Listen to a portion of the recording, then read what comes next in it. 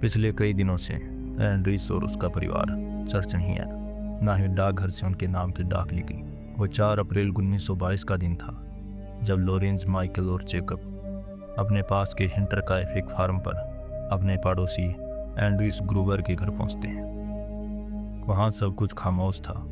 Lawrence ने आवाज़ लगाई पर कोई जवाब नहीं मिला, ना ही घर में कोई हरकत हुई।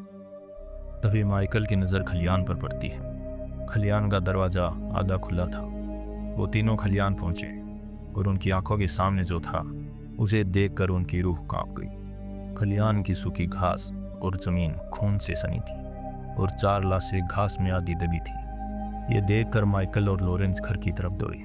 जैकब पड़ोसियों का आवाज़ लगाता है। घर पहुंचकर वो देखते हैं कि घर का दरवाज़ा अंदर से बंद है। माइकल और अन्य लोग दरवाज़ा तोड़ने को कहते हैं और लॉरेंस दरवाज़ा तोड़ने की बजाय किसी दूसरे रास्ते से घर में दाखिल हुआ और दरवाज़ा खोल दिया। लोगों ने जब घर में देखा तो पाया कि घर में 2 और लाशें थीं। पुलिस को खबर दी गई कि ब्रेविया के हिंटर काइफिक फार्म पर 6 लोगों की लाशें मिली। पुलिस घटनास्थल पर पहुंची और केस शुरू हुआ। हिंटर काइफिक घने जंगल के पास का एक अलग थलग फार्म था। उस फार्म में 6 लोग रहते थे। एंड्रीस ग्रूवर उम्र 63 साल, वो घर का मुखिया था। उसकी पत्नी सिजेलिया ग्रूवर उम्र 72 साल, उनकी बेटी विक्टोरिया गैब्रियल जिसकी उम्र 35 साल थी और विक्टोरिया के 2 बच्चे। बड़ी बेटी सिजेलिया जिसकी उम्र 7 साल थी, उसका नाम उसकी नानी के नाम पर रखा गया था, और बेटा जोसेफ जो 2 साल का था। इसके अलावा नई काम वाली मारिया जो कुछ दिन पहले ही काम पर आई थी। विक्टोरिया के पति की मौत हो चुकी थी और इसलिए वो अपने माँ बाप के साथ रहती थी। पुलिस सबसे पहले खलियान पहुंचती है और देखती है कि 4 लाशों को घास के बीच एक के ऊपर एक करके रखा गया है। खून पूरी तरह से सूख चुका था। लाशों की हालत और सूखा खून देखकर पुलिस इस बात का अनुमान लगाती है कि हत्या 3 से 4 दिन पहले की गई होगी। लाशों के सर और चेहरे पर किसी धारदार हथियार के गहरे घाव थे। हमला किसी धारदार हथियार से अचानक और नज़दीकी से किया गया था। पुलिस घर के अंदर जाती है और देखती है कि 2 साल के जोसेफ की हत्या भी सर पर वार करके की गई थी। नई काम वाली की लाश भी घर में उसी के कमरे में मिलती है। पर जो सबसे अजीब और हैरानी वाली बात थी वो ये कि हत्या को 3 से 4 दिन बीत गए थे, पर जानवरों की चरनी में अब भी पर्याप्त चारा था और ना ही वो प्यासे लग रहे थे। इसके अलावा घर की रसोई में खाना बनाया गया था और चिमनी में आग जलाई गई थी। घर का कीमती सामान वैसे का वैसा था। ये देखकर लग रहा था कि ये लूटपाट या अचानक से किया गया अपराध नहीं था, बल्कि सोच समझकर और जानबूझकर किया गया था।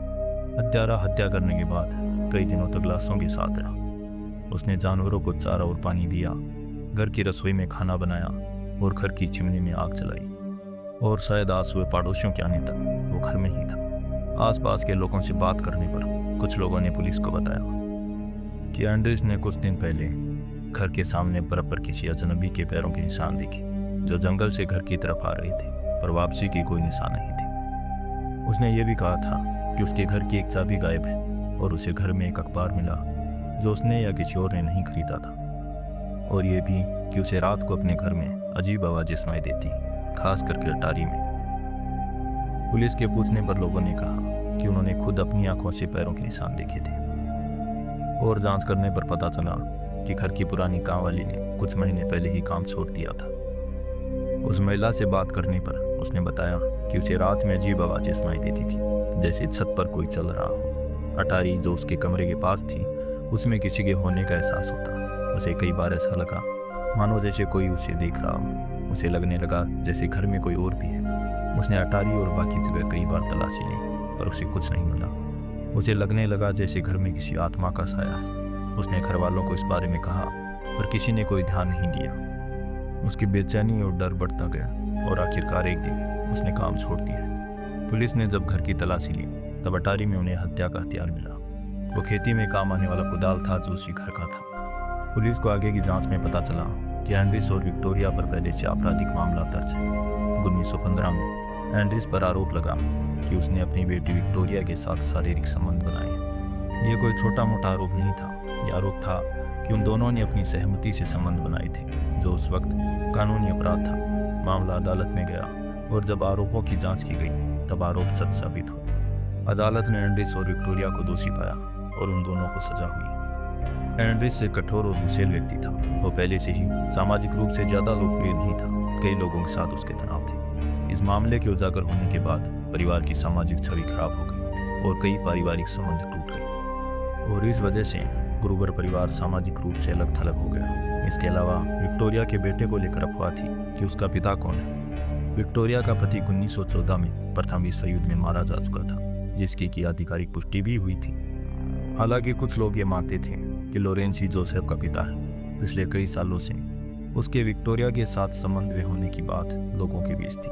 कई लोगों ने उसे विक्टोरिया के साथ देखा था और उसने विक्टोरिया से शादी करने का प्रस्ताव भी रखा, पर विक्टोरिया के पिता ने मना कर दिया। और कुछ लोगों का यह भी कहना था कि सुबह घर में दाखिल होते वक्त लॉरेंस का व्यवहार अजीब था। वो किसी रास्ते से घर में गया और उसने दरवाज़ा खोल दिया। उसने जोसेफ के मर्द शरीर को अजीब ढंग से छुआ। इन बातों को सुनकर पुलिस को लगा जोसेफ लॉरेंस का बच्चा हो सकता है। विक्टोरिया के साथ संबंध बिगड़ने पर ईर्ष्या और अपमान के कारण उसने ही हत्या की। वो पड़ोसी था, इसलिए उसके पास हर चीज़ की जानकारी थी। पुलिस ने लॉरेंस से पूछताछ की, पर उसके खिलाफ कोई ऐसा सबूत नहीं मिला जो उसे दोषी ठहरा सके। बाद में लॉरेंस ने अदालत में ये मुकदमा भी किया कि उसे गलत आरोपी ठहराया जा रहा है। पुलिस के पास उसे दोषी ठहराने के लिए कोई सबूत नहीं था। इसके अलावा कुछ लोग ये मानते थे कि एंड्रिस ही जोसेफ का पिता है और इसलिए ही उसने विक्टोरिया और लॉरेंस की शादी के लिए मना कर दिया। हत्या को लेकर एक अफवाह ये भी थी कि विक्टोरिया का पति कार्ल गैब्रिएल जिंदा था। वो जंग से भाग गया था और कहीं छिपकर रह रहा था, और जब उसे विक्टोरिया के नाजायज संबंध के बारे में पता चला तब उसने उन सबको मार डाला। बर्फ में बने वो पैरों के निशान उसी के थे। पुलिस ने तथ्यों के आधार पर इसे महज एक अफवाह माना, क्योंकि ऐसा कोई सबूत नहीं मिला जो कार्ल गैब्रिएल के जिंदा होने की पुष्टि कर सके। पुलिस से मिली जानकारी के आधार पर हत्या की दो संभावनाएं हो सकती थी। पहली, पैरासाइट किलिंग, जो उस दौर में आम बात थी। कोई पैरासाइट किलर उनके घर में घुसा। वो घर में चुपचाप छिपकर रहने लगा और परिवार को देखता रहा। मौका मिलने पर उसने एक एक करके सबको मार डाला और कई दिनों तक वो लाशों के साथ घर में रहा, जब तक कि पड़ोसी घर नहीं आए। पड़ोसियों के आने पर वो किसी अनजान रास्ते से भाग गया होगा और उसे घर का कीमती सामान अपने साथ ले जाने का मौका नहीं मिला। दूसरी संभावना ये हो सकती थी कि कोई निजी तौर पर उस परिवार से घृणा करता था और जोसेफ के पैदा होने और उसके पिता को लेकर विवाद के कारण उसकी घृणा और बढ़ गई और अपनी घृणा के चलते उसने उन सबको मार डाला। पुलिस की जानकारी के मुताबिक एंड्रिस को सबसे पहले मारा गया होगा। उसे किसी तरीके से बाड़ी में बुलाया गया होगा, या तो वो पहले ही वहाँ पे मौजूद होगा जब उसकी हत्या हुई। हत्यारे ने कुदाल से उसकी हत्या कर दी। उसके बाद उसकी पत्नी सिजेलिया वहाँ आई होगी और हत्यारे ने उसे भी मार डाला। कई देर बीत जाने के बाद जब माँ बाप वापस नहीं लौटे तो विक्टोरिया खलियान में आई और उसके पीछे पीछे उसकी बेटी। जब कातिल ने विक्टोरिया पे हमला किया तब छोटी सिजेलिया ने भागने की कोशिश की होगी, क्योंकि सबसे दर्दनाक मौत उसी की हुई थी। उन चारों को मारने के बाद वो घर में गया, जहाँ उसने जोसेफ और कामवाली की हत्या की और उसके बाद कई दिनों तक वो घर में ही रहा। लंबी जांच के बाद भी पुलिस को ऐसा कोई सबूत नहीं मिला जो किसी को अपराधी साबित कर सके। हत्या निजी और योजनाबद्ध ढंग से की गई थी, ये तो सब जानते थे। ये भी सच था कि कातिल घर, परिवार और लोगों को जानता था, पर वो कौन था ये कभी पता नहीं चला। और 1923 में उस फार्म हाउस को गिरा दिया गया। वो फाइल बंद हो गई, कई साल बीत गए, पर हिंटर का एपिक आज भी जर्मनी के इतिहास का सबसे ठंडा रहस्य है।